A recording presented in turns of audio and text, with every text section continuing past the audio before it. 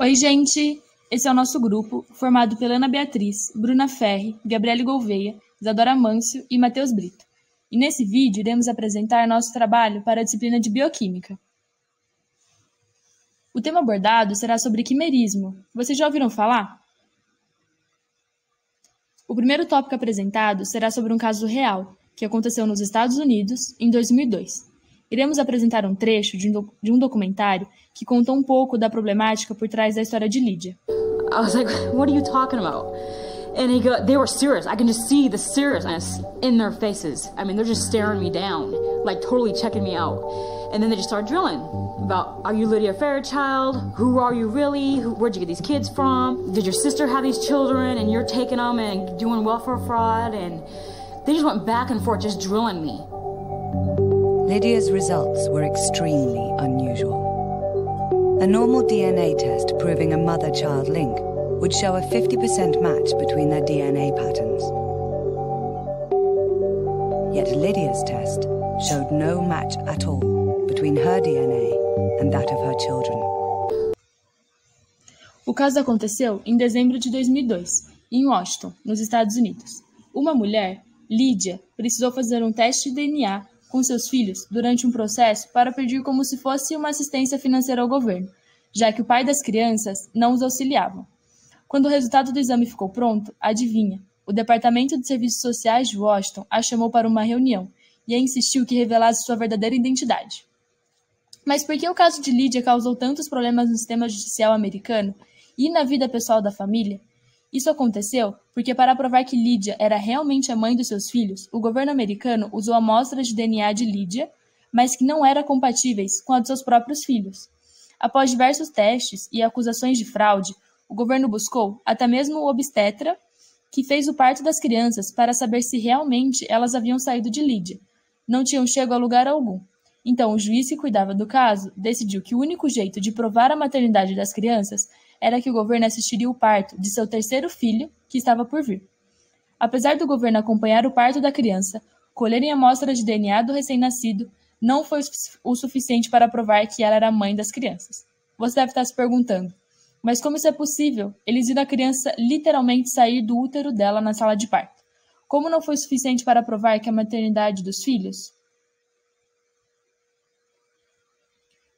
Para entender melhor o que aconteceu com Lídia e seus filhos, vamos voltar um pouquinho e entender o que é um DNA e como funciona o teste realizado. Essa imagem apresenta o interior de um núcleo de uma célula, onde são encontrados cromossomos. Nesses cromossomos é onde encontramos o nosso DNA, nosso material genético, ou como é conhecido também, ácido desoxirribonucleico. O DNA é composto por uma dupla fita. Essa fita é formada por nucleotídeos e apresentam 3 componentes. Uma pentose, um açúcar de 5 carbonos, com o carbono 2 ligado a um hidrogênio, levando o nome de desoxirribose. Um grupo fosfato, formado por um ou mais fosfatos, e uma base nitrogenada. No exemplo maior é representado a adenina. Porém, ela possui S mais 3 opções de formação, a guanina, citosina e timina. Cada base nitrogenada contém sua respectiva dupla, citosina com guanina, timina com adenina, ambas ligadas por pontes de hidrogênio, a timina e a adenina por 2 e a citosina e guanina por 3.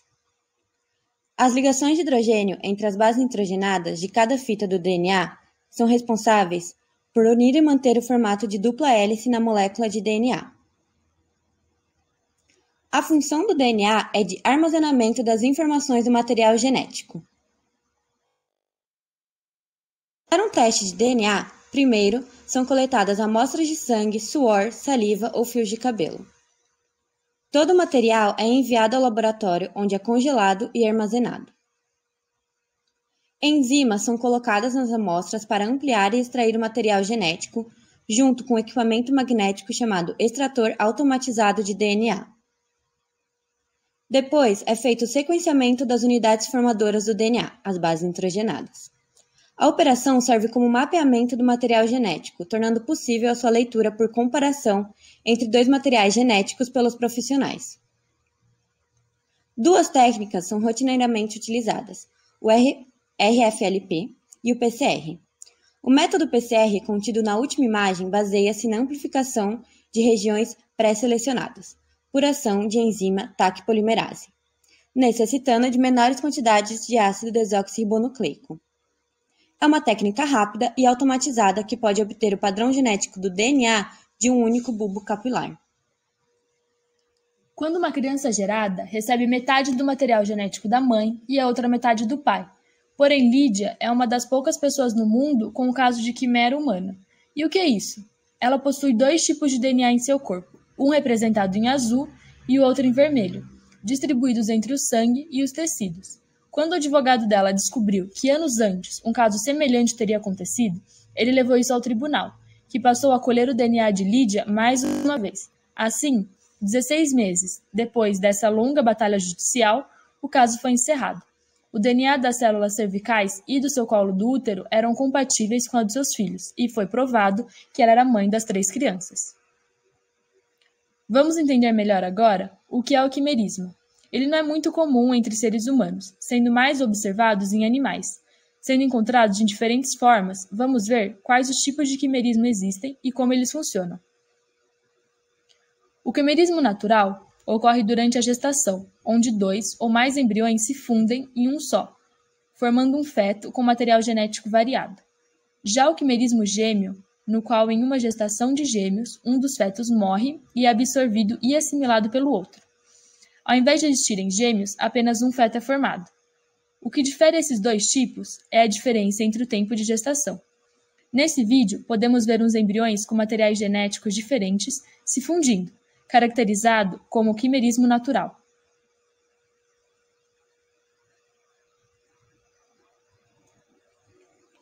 Existe também o quimerismo artificial, no qual era comum no passado, onde os transplantes de sangue, medula óssea ou células-tronco ocasionavam na absorção das células do doador pelo organismo do receptor.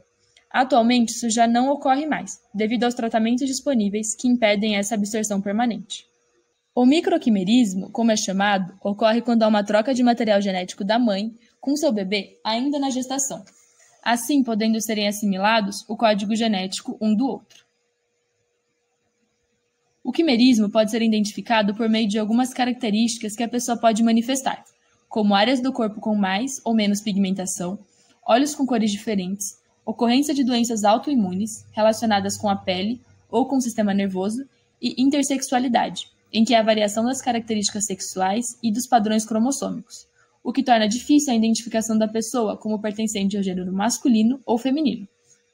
Além disso, o quimerismo é identificado por meio de exames que avaliam o material genético, o DNA, podendo ser variada a presença de 2 ou mais pares de DNA nas hemácias, como no caso da Lídia que citamos aqui anteriormente.